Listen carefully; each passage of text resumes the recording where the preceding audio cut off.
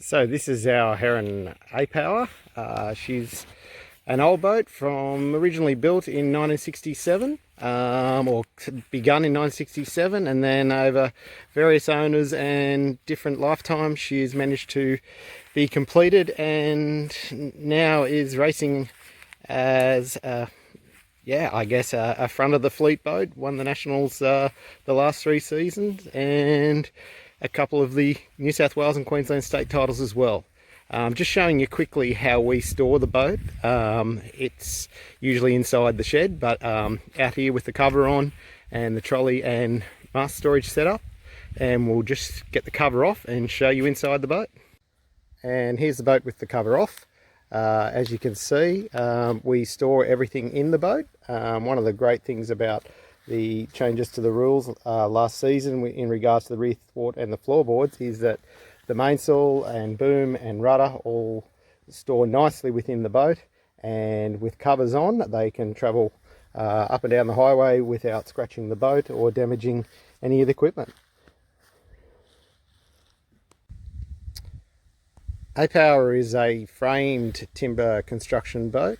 And when we originally purchased the boat 4 seasons back, it still had floorboards and it had all the original timber framing under the floors.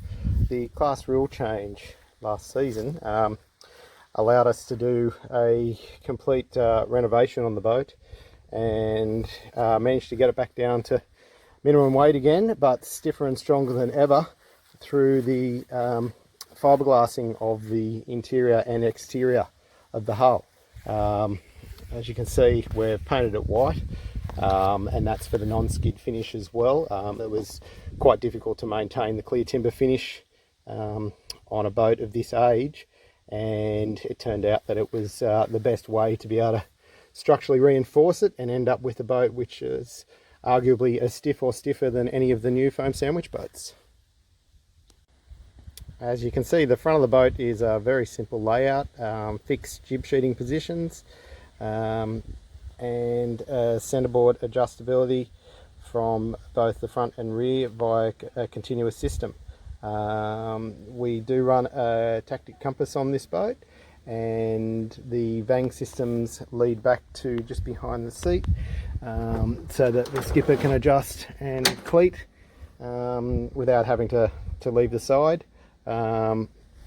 Main sheet blocks mounted on the rear of the thwart. I found it was on the top originally and it didn't actually work real well when you were moving backwards and forwards in the boat. We've found that the articulation is much neater from the back of the boat where it's mounted to the very rear of the centerboard case. Other points of note are without floorboards, paddle storage is now on the bulkhead there. We've got it just velcroed to the front, all important drink bottles, and we actually put a small wedge in the centerboard for when we're trailering to make sure that the centerboard can never move down and become damaged on the trailer, which a lot of people tend to miss that little point because a Heron centerboard being inside the case gets a little bit ignored at times.